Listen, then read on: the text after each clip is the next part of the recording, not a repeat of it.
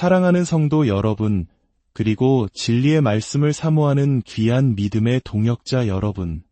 오늘 우리는 잠시 일상의 분주함을 내려놓고 우리 존재의 가장 근본적인 질문 앞에 서고자 합니다. 그리스도인이 된다는 것은 과연 무엇을 의미할까요? 이는 단순히 믿음을 갖는 것을 넘어 우리의 신분과 정체성 자체가 완전히 뒤바뀌는 경이로운 사건입니다. 오늘 이 말씀을 통해 우리 각자에게 주시는 하나님의 깊은 은혜를 나누고자 합니다. 이 귀한 여정에 함께 하시며 구독과 좋아요로 복음의 선한 영향력을 넓히는 일에 동참해 주신다면 주님의 더 큰 축복이 여러분의 삶에 가득하기를 기도하겠습니다.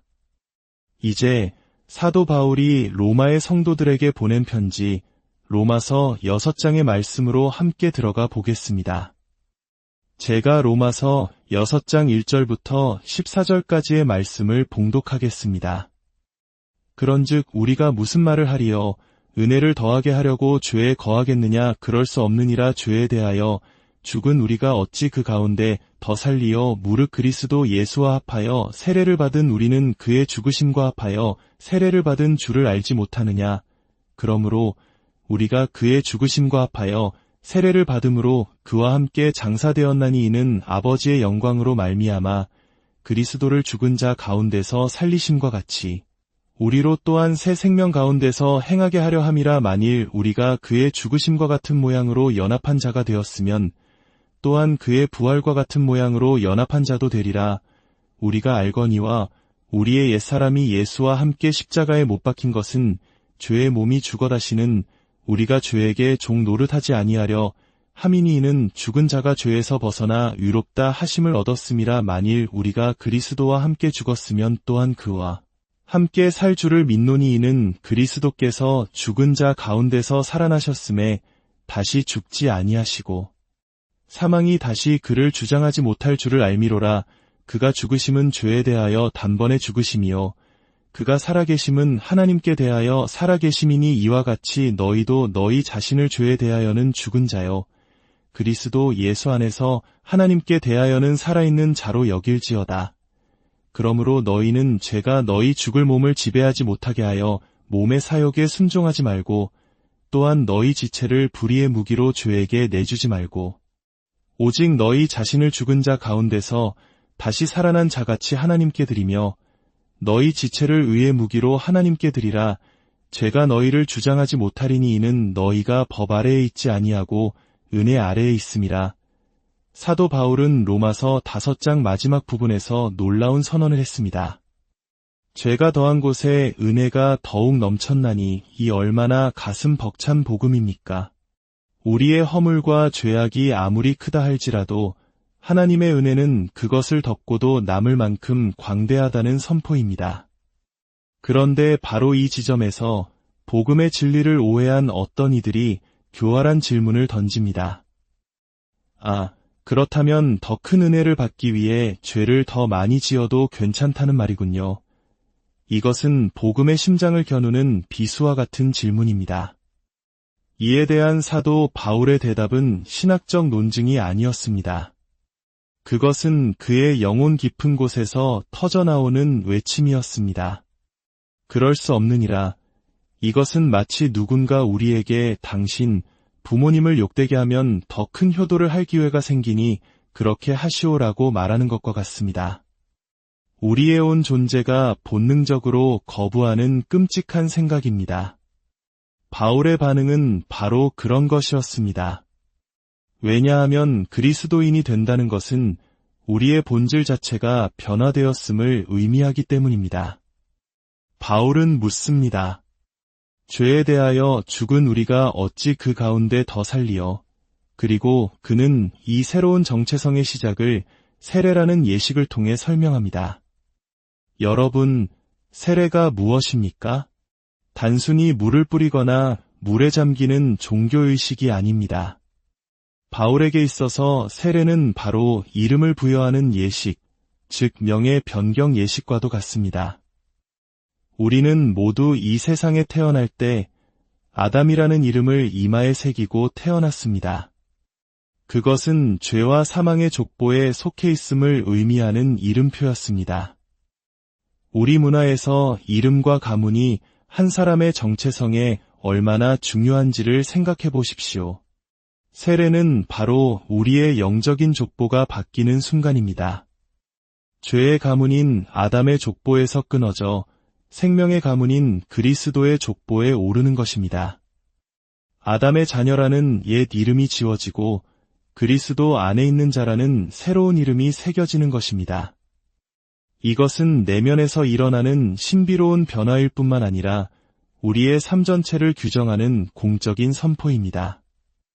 마치가 태어난 아이에게 부모가 이름을 지어주었을 때 그 이름이 아이의 삶 전체를 따라다니며 그의 정체성을 형성하는 것과 같습니다.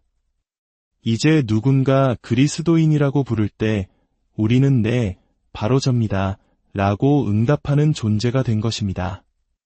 그렇다면 그리스도의 이름으로 세례를 받는다는 것은 구체적으로 무엇을 의미할까요? 바울은 그것이 바로 그의 죽으심과 합하여 세례를 받은 것이라고 말합니다. 바로 이것이 그리스도와의 연합이라는 신비의 핵심입니다. 우리가 예수 그리스도를 믿을 때 우리는 단순히 그의 가르침을 따르는 제자가 되는 것을 넘어섭니다. 우리는 영적으로 그와 하나가 됩니다. 포도나무와 가지처럼, 머리와 몸처럼, 신랑과 신부처럼 뗄 수 없는 생명의 연합을 이루는 것입니다. 이 놀라운 연합 때문에 그리스도에게 일어났던 일이 바로 우리에게 일어난 일이 됩니다. 그가 십자가에서 죽으셨을 때 죄의 종이었던 우리의 옛사람 또한 그와 함께 십자가에 못 박혔습니다. 그가 무덤에 장사되셨을 때 죄로 가득했던 우리의 과거 또한 그와 함께 장사되었습니다. 그리고 아버지의 영광으로 그가 죽은 자 가운데서 다시 살아나셨을 때 우리 또한 그 안에서 새 생명으로 다시 태어난 것입니다. 한번 상상해 보십시오. 요단강에서 세례 요한이 예수님께 세례 주기를 주저했던 장면을 말입니다. 요한은 이렇게 생각했을 것입니다. 주님, 이 강물은 수많은 죄인들이 자신의 죄를 고백하며 씻어낸 더러운 물입니다. 죄 없으신 주님께서 어찌 이 물에 몸을 담그려 하십니까? 하지만 예수님은 그 세례를 받으셨습니다. 왜일까요? 그 순간 예수님은 우리의 죄와 허물 속으로, 우리의 이름 속으로 세례를 받으신 것입니다. 장차 십자가에서 우리의 모든 죄를 짊어지시고 피의 세례를 받으실 것을 예표하는 사건이었습니다. 그분은 우리와 자신을 동일시하셨습니다. 그가 우리의 죄인이 되셨기에 이제 우리는 그 안에서 하나님의 의가 될 수 있게 된 것입니다. 이 얼마나 놀라운 교환입니까? 이것이 바로 바울이 우리의 옛사람이 예수와 함께 십자가에 못 박혔다고 말하는 의미입니다. 여기서 옛사람이란 단순히 우리가 예수를 믿기 전의 과거를 의미하는 것이 아닙니다. 그것은 아담에게 속하여 죄와 사망의 법 아래 살아가던 우리의 총체적인 존재, 우리의 옛 신분 그 자체를 의미합니다. 그 옛 신분은 그리스도의 십자가 위에서 완전히 사형 선고를 받고 처형되었습니다. 끝났습니다.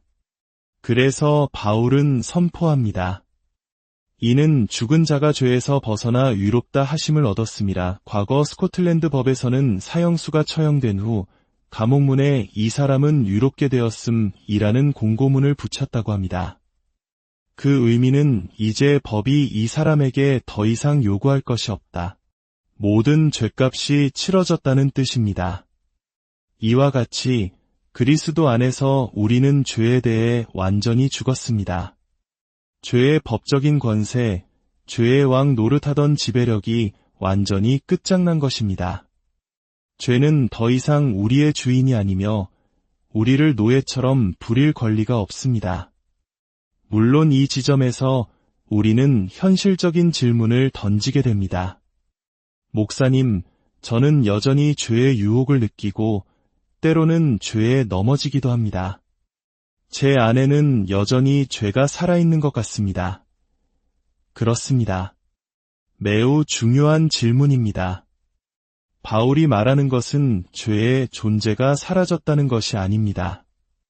죄의 지배가 끝났다는 것입니다. 비유하자면 한 나라에 폭군이 있었는데 혁명이 일어나 그 폭군이 왕좌에서 끌어내려졌다고 상상해 보십시오. 그는 이제 왕이 아닙니다. 하지만 그는 여전히 성 한 구석에 숨어 반란을 꾀하며 사람들을 선동할 수 있습니다. 힘은 약해졌지만 그의 존재와 영향력은 남아있는 것입니다.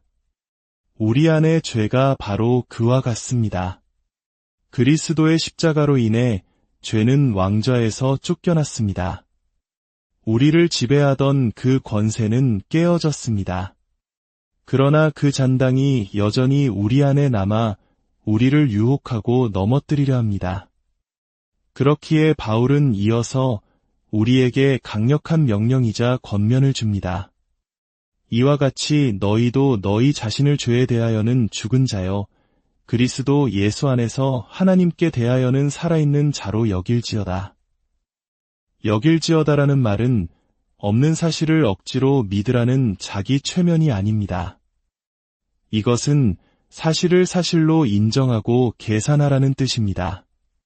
이미 이루어진 객관적인 진실, 즉 우리가 그리스도 안에서 죄에 대해 죽고 하나님께 대해 살았다는 이 놀라운 사실 위에 굳게 서서 생각하고 행동하라는 것입니다. 우리의 시민권이 우리의 감정이나 느낌에 달려있는 것이 아니라 우리의 소속이 어디냐에 달려있는 것과 같습니다.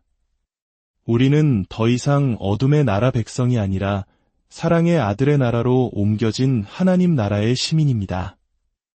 마치 대한민국 국민에게 누군가 다른 나라를 위해 조국을 배신하자고 말한다고 상상해 보십시오. 우리의 본능적인 대답은 무엇이겠습니까? 말도 안 돼. 나는 한국인인데 라고 외치지 않겠습니까? 그리스도인에게 죄 가운데 계속 거하라는 말은 이처럼 우리의 존재 자체를 부정하는 말도 안 되는 소리인 것입니다. 그러므로 바울은 구체적인 삶의 지침을 줍니다. 첫째, 죄가 너희 죽을 몸을 지배하지 못하게 하라. 왕좌에서 쫓겨난 폭군에게 다시 통치권을 내어주지 말라는 것입니다. 둘째, 너희 지체를 불의의 무기로 죄에게 내주지 말고 오직 의의 무기로 하나님께 드리라. 우리의 손과 발, 눈과 입, 우리의 시간과 재능, 이 모든 것이 과거에는 죄를 섬기는 도구였지만 이제는 하나님의 영광을 위한 거룩한 도구로 드려져야 한다는 것입니다. 사랑하는 성도 여러분, 제가 아끼던 한 중국인 제자가 있었습니다. 그의 영어 이름은 디모데였습니다. 어느 날 제가 그에게 물었습니다. 자네의 진짜 이름은 무엇인가? 그가 대답했습니다. 디모데입니다. 저는 그의 본명을 묻는 것이었는데 그는 계속해서 디모데가 자신의 진짜 이름이라고 했습니다. 마침내 그가 설명했습니다. 제가 세례를 받을 때 새로 받은 이름입니다. 이것이 바로 저의 진짜 정체성입니다. 그렇습니다. 여러분의 진짜 이름은 무엇입니까? 여러분의 진짜 정체성은 무엇입니까?